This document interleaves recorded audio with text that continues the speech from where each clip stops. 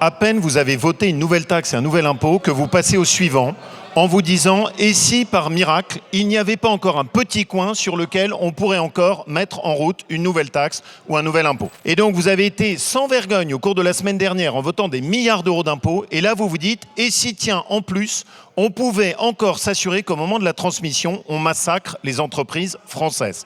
Personne ne parle ici de déficit budgétaire. Personne ne parle jamais, je ne l'ai jamais entendu de votre part, d'économie sur la dépense.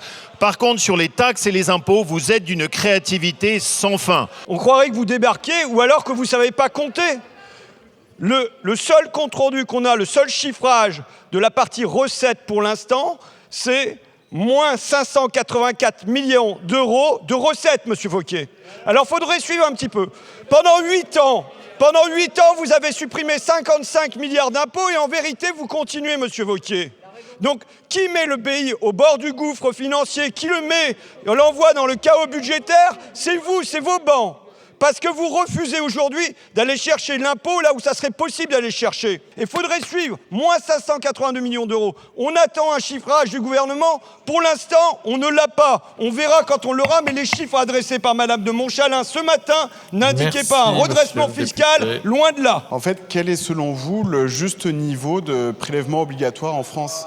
Parce que, monsieur Ruffin, vous nous expliquez qu'il va falloir qu'on arrive à une justice fiscale. À combien vous la mettez, cette justice fiscale ? En fait, vraiment, soyez clairs et arrêtez avec vos faux-semblants.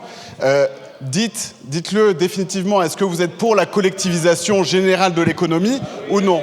Je vous invite à pas céder à une mode venue de l'autre côté de l'Atlantique qui consiste à discréditer des adversaires autrement que par les arguments.